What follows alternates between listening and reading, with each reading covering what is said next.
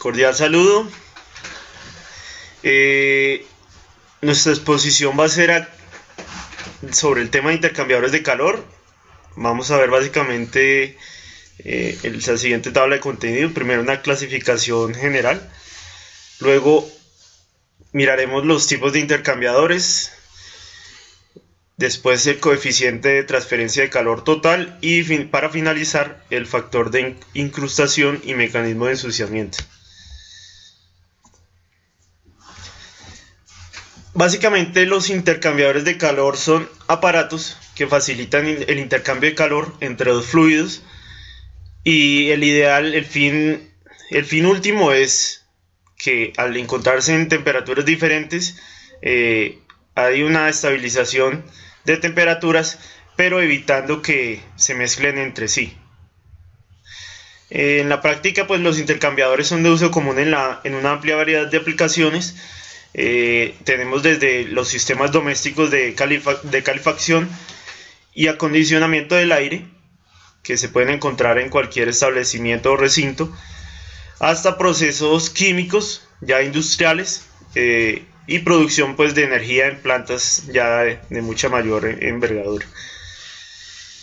La ventaja de los intercambiadores de calor es que no se permiten que se combinen los dos fluidos que intervienen. Entonces, cuando tenemos mezclas o queremos intercambiar el calor en mezclas químicas, pues vamos a evitar que estos dos fluidos se combinen. En un intercambiador de calor, la transferencia suele comprender convección en cada fluido y conducción luego a través de la pared que los separa. En el análisis de estos intercambiadores resulta conveniente trabajar con un término que luego lo vamos a ver, que se llama coeficiente total de transferencia de calor, representado por una U mayúscula. Este toma en cuenta la contribución de todos estos efectos sobre dicha transferencia. En relación a los tipos de intercambiadores, podemos encontrar una gran variedad en el mercado, ya de acuerdo al fin último, pero los que vamos a ver son clasificados pues de esta manera: tubos concéntricos o de doble tubo, los compactos, los de tubo y coraza, en el cual vamos a ver 1-2, 1-4 y de 2-4, los de placas y armazón, los regenerativos y otros intercambiadores ya muy específicos que fueron creados o fueron desarrollados para un fin específico, que son los condensadores y las calderas. Luego vamos a ver los ejemplos de intercambiadores de calor industriales de cada uno. Entonces vamos a ver un ejemplo de doble tubo o tubo concéntrico, uno de coraza y tubo, uno de placas, uno compacto y un regenerador. Los tubos concéntricos o de doble tubo. Estos están constituidos por dos tubos concéntricos de diámetros diferentes. Uno de los fluidos fluye por el interior del tubo de menor diámetro y el otro fluido fluye por el espacio anular entre los dos tubos, es decir, rodeando el tubo de menor diámetro.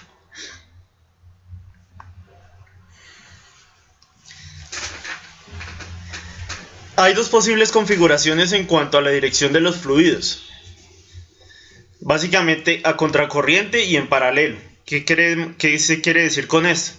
Pues que en una configuración va a tener un fluido va a ir en dirección contraria al otro, y en la otra configuración vamos a tener los dos fluidos en la misma dirección, por obviamente tubos diferentes. Entonces, a contracorriente, pues los dos fluidos entran por los extremos opuestos y fluyen en sentidos opuestos también, y en paralelo pues fluyen en el mismo sentido. Básicamente en las imágenes vemos ya diagramado este planteamiento, los esquemas básicamente de la disposición a contracorriente y la disposición en paralelo.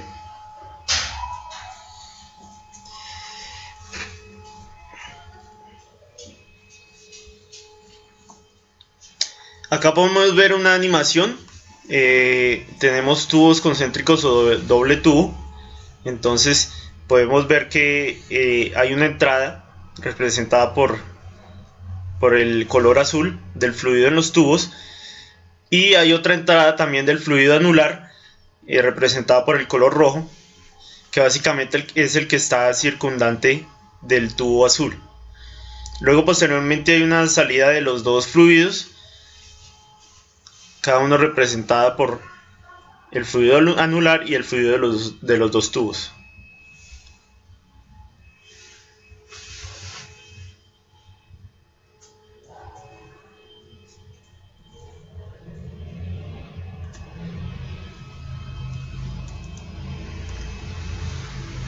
Los tubos concéntricos o de doble tubo.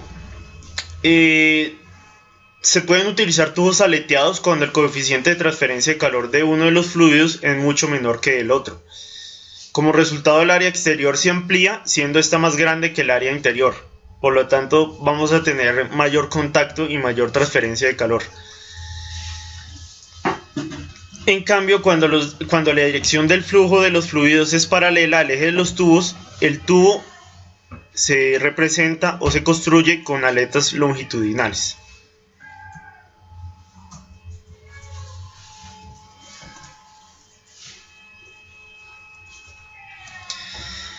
En el caso de los intercambiadores compactos, estos están diseñados para conseguir una gran área superficial de transferencia de calor por unidad de volumen.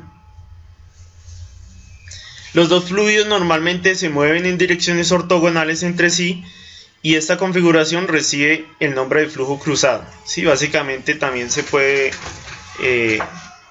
disponer como un flujo perpendicular. El flujo cruzado se clasifica en mezclado. Uno de los dos fluidos fluye libremente en dirección ortogonal al otro sin restricciones, y no mezclado se ponen unas placas para guiar el flujo de uno de los fluidos.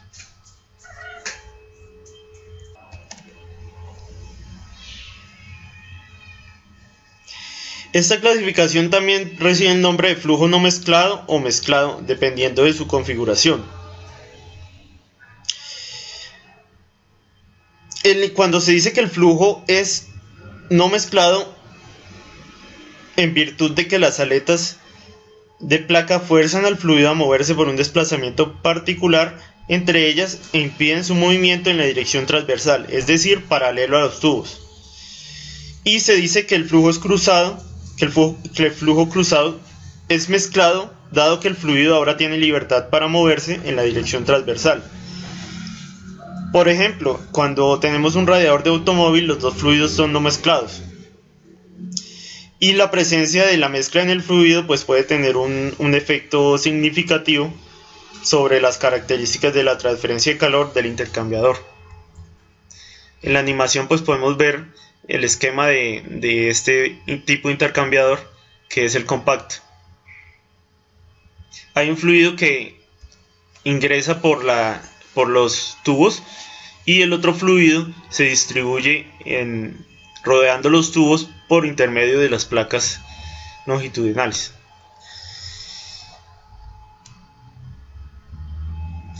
Acá tenemos varios ejemplos de intercambiadores de calor compactos. Como lo nombrábamos, algunos ejemplos son los radiadores de los coches. Otros son los intercambiadores de calor de cerámica de vidrio, de las turbinas de gas y uno denominado pulmón humano. Los tubos pues pueden tener varias configuraciones geométricas, pueden ser rectangulares planos, pueden ser cilíndricos, pueden ser circulares, con placas circulares de igual manera. En el caso de los intercambiadores de tubos y coraza, pues es uno de los más utilizados en la industria.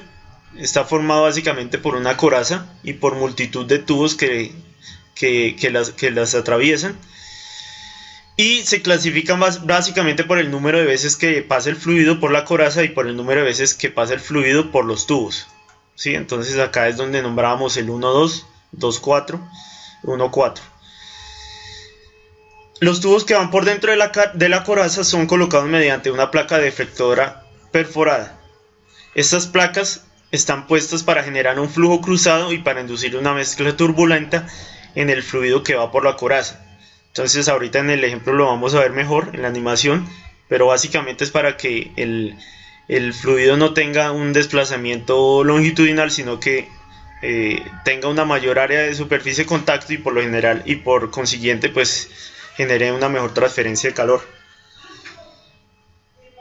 Entonces básicamente mejora el intercambio por convección. Los tubos pueden presentar diferentes distribuciones, que es las que vamos a ver a continuación. Un ajuste cuadrado. Esta configuración permite una mejor limpieza de los tubos. También hace que haya una mejor caída de presión en el lado de la coraza. Entonces pues podemos ver la dirección del flujo por la flecha. Cuando tenemos ajuste triangular, se consigue una mayor superficie de transferencia de calor que con el ajuste cuadrado no se consigue. ¿Por qué? Porque el fluido va a tener que desplazarse circundando los tubos cilíndricos. En cambio, en el ajuste cuadrado va a tener un flujo más directo. En el triangular, entonces, si la distancia del centro a centro de los tubos es muy pequeña, no se puede limpiar. Ese es uno de los contras.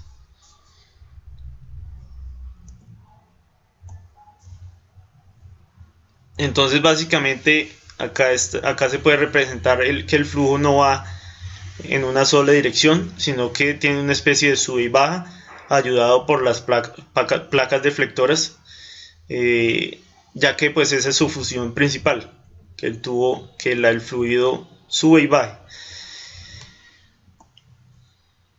Por ejemplo, en esta animación vemos el intercambiador de calor de coraza y tubos, denominado 1 y 2, 1 a 2. Entonces primero tenemos una entrada del fluido de los tubos, representado por el color rojo, y una salida del fluido posteriormente en la parte de abajo. Tenemos el otro fluido que entra a la coraza y hace una especie de serpentín, luego posteriormente sale de la coraza en el punto 4.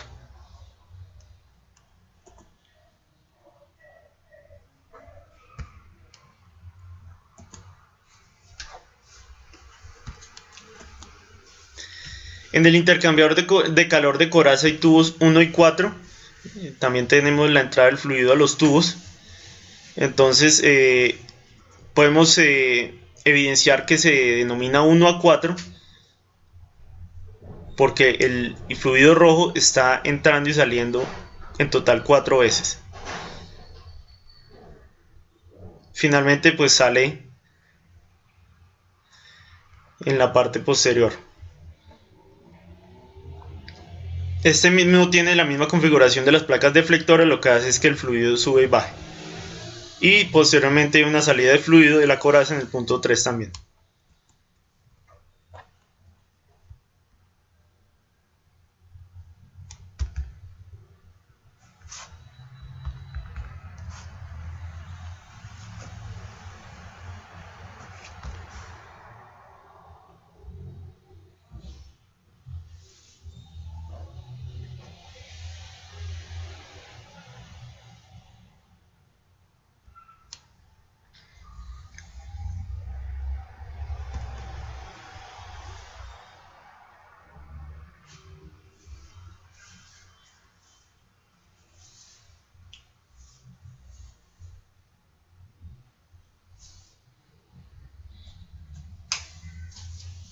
Este intercambiador de calor también tiene la misma configuración y podemos ver el flujo del fluido con ayuda de las flechas. Hay una entrada de líquido caliente, salida del líquido caliente, y hay una entrada del líquido frío representado por el color azul y una salida del líquido frío.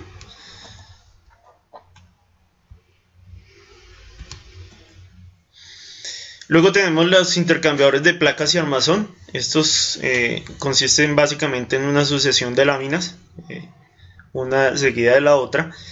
Son de metal, armadas por un bastidor y conectadas de modo que entre la primera y la segunda circula un fluido, entre la segunda y tercera otro, y así sucesivamente. Estas placas están separadas por juntas y fijadas en una coraza de acero. La circulación de estos fluidos puede tener diferentes configuraciones, en paralelo y a contracorriente. Las placas pues son diferentes, se pueden encontrar gran variedad en un intercambiador de calor de placas. Cada placa tiene una especie de canalizaciones diferentes de fluido, es decir, como una especie de grabado diferente. ¿Y cuál es el fin de este grabado? Pues inducir a turbulencia, por lo tanto una mayor área de contacto. Entonces, si un fluido frío circula por la parte de delante de la placa, el fluido caliente lo hace por la parte de atrás.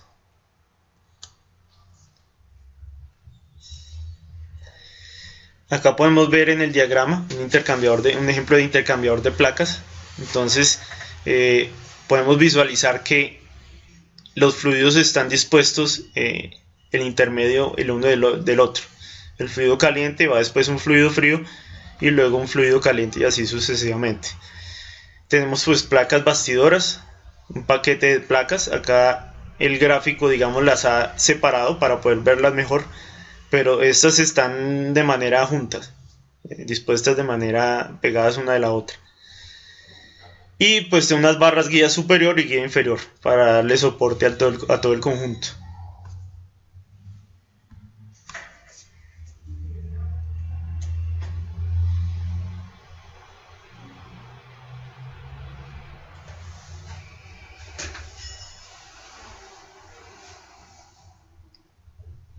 Entonces, si yo ingreso el fluido por esta parte, lo voy a tener de regreso por esta misma entrada, pero pues por un agujero diferente. Y tenemos también un intercambiador de placas y armazón donde los flujos trabajan en espiral.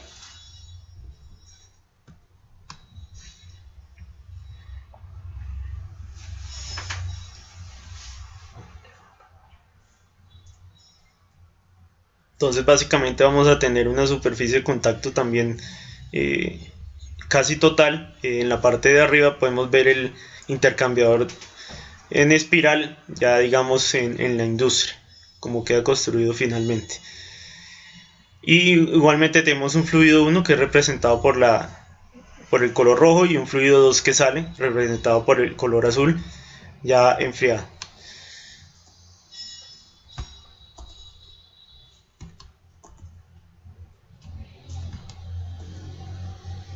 También tenemos un intercambiador de calor tipo regenerativo.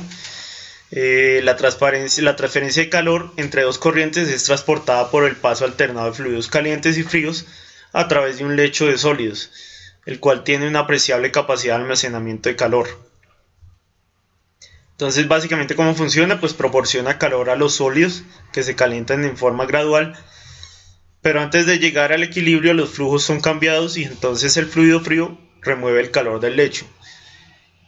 En un tipo de regenerador se utilizan dos lechos idénticos, como en un sistema absorbedor y desorbedor. Un segundo tipo utiliza un lecho rotatorio con la forma de una llanta gruesa con el fluido frío que circula axialmente a través del sector, mientras que el fluido caliente circula en una dirección contraria a través del otro sector. En regeneradores rotatorios el lecho es frecuentemente una matriz de barras, pantallas o láminas corrugadas y pues el fin volvemos a que hace que tenga una gran área de superficie, pero además una alta fracción de vacíos y una caída de presión más baja que un lecho de partículas.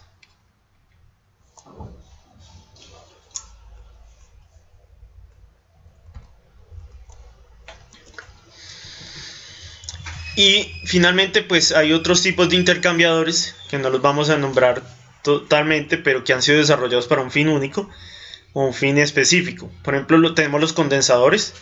Un condensador es un intercambiador básicamente en el cual uno de los fluidos se enfría y se condensa conforme fluye a través de este intercambiador.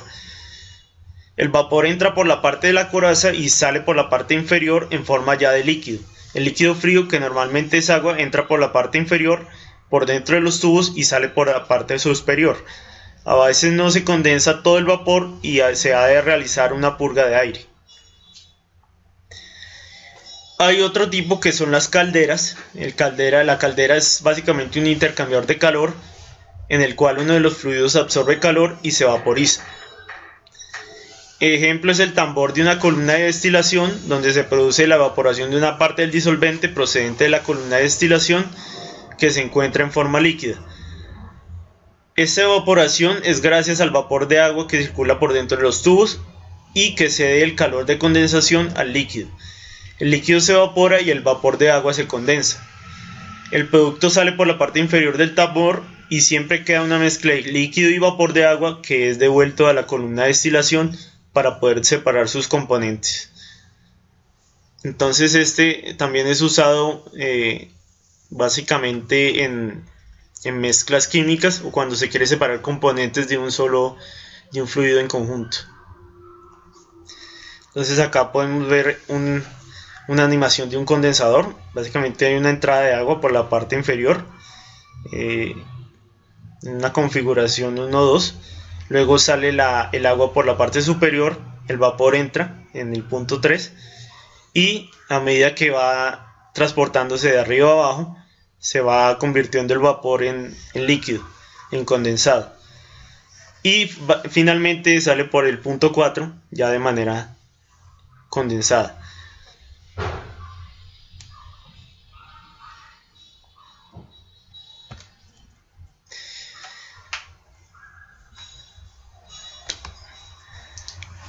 Aquí tenemos el ejemplo del calderín. Tenemos una entrada de vapor de agua, una configuración también 1-2. Posteriormente sale el agua condensada por la parte inferior y tenemos una entrada 3 que es un líquido procedente de la columna, el cual a medida que va circulando por entre los tubos hay una mezcla de líquido vapor a la columna de destilación que sale por la parte de arriba. Abajo pues presenta ya finalmente la salida del producto, que es el fin que se quiere con el calderín o la caldera. A fin de ejemplo, pues podemos ver acá ya los intercambiadores de calor industriales. Este intercambiador es uno de doble tubo concéntrico con un área de intercambio de calor de máximo 3 metros cuadrados.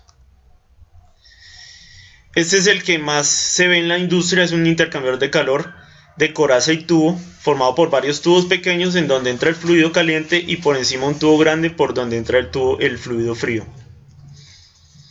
Acá podemos ver el ejemplo de los intercambiadores de calor con placas. Estos tienen más superficie, influyendo directamente en una eficiencia superior. Entonces estos son más compactos y entregan una eficiencia mayor.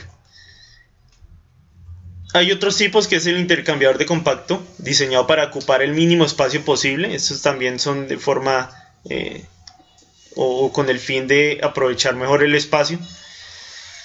Y acá podemos ver una imagen de un intercambiador regenerador que puede tener una eficiencia térmica de más del 90%. ¿Qué vas a hacer esto? Bueno, por otro lado, vamos a hablar sobre el coeficiente total de transferencia de calor.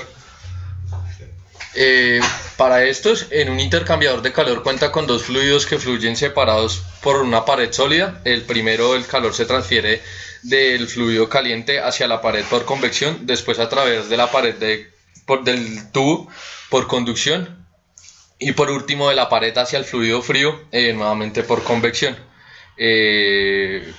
Este proceso de transferencia de calor comprende dos resistencias por convección y una por conducción, pues como lo nombramos anteriormente, por lo que la calculación general de la resistencia térmica total se obtiene pues mirando acá inicialmente la resistencia, que es la resistencia total, que es la sumatoria de la resistencia de la pared interna más la resistencia a la pared más la resistencia a la parte externa de la pared, donde podemos ver que la resistencia interna, que es R sub I, está expresada de 1 sobre el coeficiente de convección más el logaritmo natural de la diferencia de los diámetros del tubo sobre 2 pi por la conductividad térmica del material y la longitud del tubo, más 1 sobre el coeficiente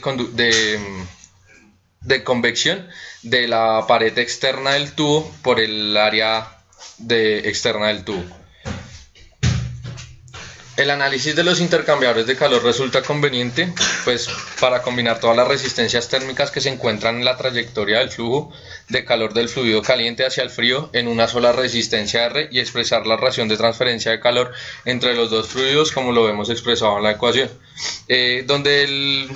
donde la transferencia de calor está determinada sobre la diferencia de las temperaturas sobre la resistencia total del fluido, donde podemos tener en cuenta también que el U es el coeficiente total de transferencia de calor, donde tenemos que tener en cuenta que debe ser utilizado para la pared interna y la pared externa de la tubería, dado que nos muestra aquí que el coeficiente total de transferencia de calor está dado multiplicado por el área de la parte total por la diferencia de las temperaturas, donde nos arrojaría como tal la razón de transferencia de calor.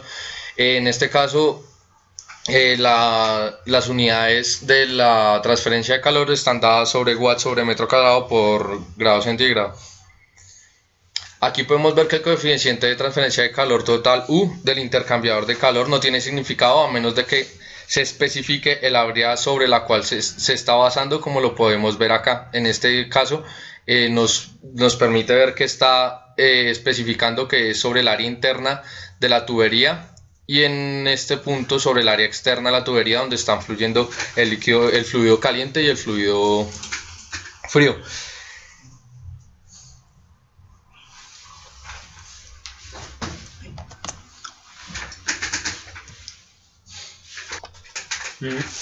Bueno, vamos ahora a exponer sobre el factor de incrustación en los intercambiadores de calor. El factor de incrustación afecta el rendimiento de los intercambiadores de calor, ya que suele deteriorarse por el paso del tiempo como resultado del uso de estos, y bien por la acumulación de la suciedad o de los residuos que quedan dentro de los intercambiadores. Esta capa de suciedad o de depósitos representa una resistencia adicional para la transferencia de calor y hace que disminuya la razón misma de la misma en el intercambiador. Por lo tanto, reduce también la eficiencia del mismo. El efecto de estas acumulaciones se representa por el llamado factor de incrustación, que mide la resistencia térmica introducida por los depósitos que se dan en el intercambiador. Bien, el factor de incrustación, por obvias razones, en un intercambiador nuevo es cero, ya que toda su parte interna está completamente limpia. A medida del tiempo que el tiempo va pasando, el factor de incrustación aumenta en este intercambiador, ya que dependiendo su uso o el tiempo de operación pueden quedar más o menos depósitos en él.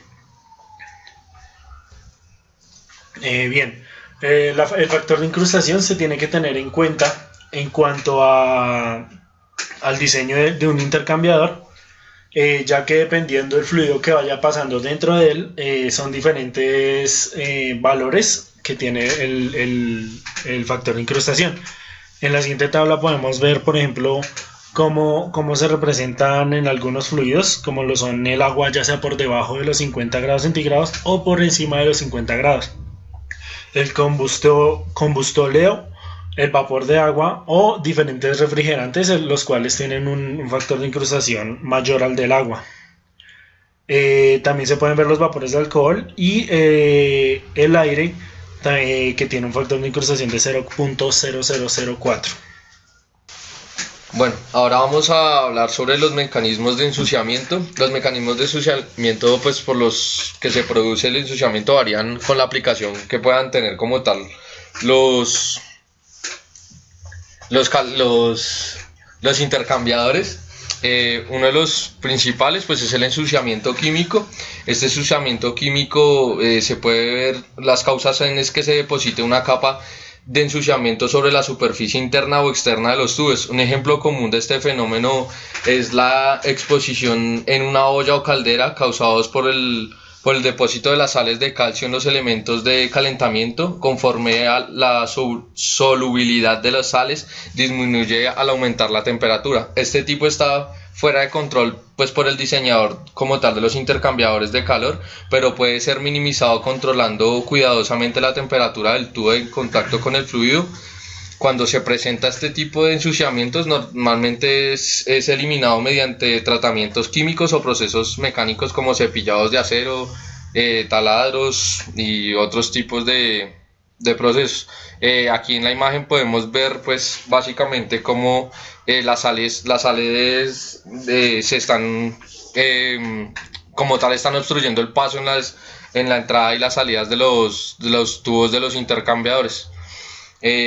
Otro de los tipos de mecanismos de ensuciamiento es el ensuciamiento biológico. Este lo podemos encontrar pues cuando está en el crecimiento de organismos del fluido que se depositan en la superficie. Este tipo también está fuera de control por el diseñador, pues este puede verse manejado por la elección de los materiales del diseño del intercambiador, ya que algunos normalmente, como lo son latón endoferrosos, son venenosos por algunos organismos y pues puede controlar más este tipo de ensuciamiento. Cuando se presenta este tipo, pues también normalmente se puede manejar mediante tratamientos químicos o procesos mecánicos abrasivos.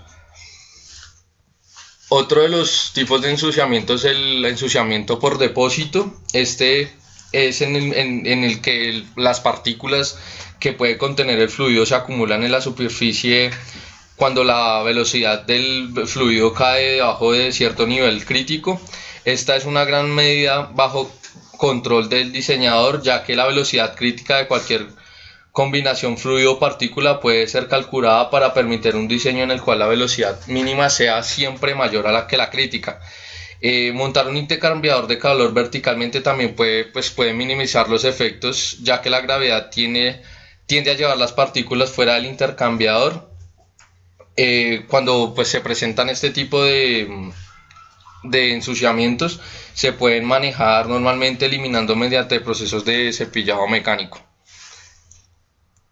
Y por último podemos ver el ensuciamiento corrosivo. Este es en el que la capa de un producto de la corrosión se acumula en la superficie del tubo, formando una capa extra, normalmente del material con un alto nivel de resistencia térmica. Mediante la elección adecuada de los materiales de construcción, los efectos pueden ser minimizados, ya que existe a disposición del fabricante de intercambiadores un amplio rango de materiales de resistencia a la corrosión basados pues básicamente en el acero inoxidable. Finalmente vamos a exponer acerca de las soluciones al factor de incrustación y a los mecanismos de ensuciamiento que presentan los intercambiadores de calor. Existen diversas soluciones para poder evitar estos factores de incrustación o estos mecanismos de ensuciamiento, dependiendo ya sea del tipo de intercambiador o bien del tipo de mecanismo de ensuciamiento. Una de estas soluciones pueden ser los tubos corrugados, los cuales se ha evidenciado un beneficio para minimizar los efectos del ensuciamiento, sobre todo por depósito, ya que a un mayor nivel de turbulencias son generadas a una velocidad más baja, y también se evita el ensuciamiento químico, ya que mejora los coeficientes de intercambio térmico cuando existe un tubo corrugado al interior del intercambiador. Otra solución es los recubrimientos que se usan en los tubos al interior de los intercambiadores, que generalmente son hechos de acero o son tubos metálicos, lo cual facilita a los diferentes tipos de mecanismos de ensuciamiento. Por lo tanto, entonces una solución podría ser ya sea usar tubos plásticos en lugar de los metálicos, los cuales no permiten que se adhieran tantos depósitos, o bien usar tubos de vidrio o recubrir los tubos metálicos con vidrio, ya que estos no permiten prácticamente que se pegue algún depósito o que sufra de corrosión. Finalmente están los tratamientos químicos, ya sea al interior del intercambiador o bien tratar el fluido, generalmente agua, que va al interior del intercambiador. Esto que nos evita un ensuciamiento de tipo biológico o el ensuciamiento por corrosión, ya sea realizando también los tratamientos químicos directamente al tubo o, como dije anteriormente, al fluido desde las plantas generadoras, para que el agua sea más pura y no se puedan juntar estos depósitos y dañen el intercambiador en cierta forma. Aquí podemos observar la bibliografía que usamos para esta exposición y gracias por su atención.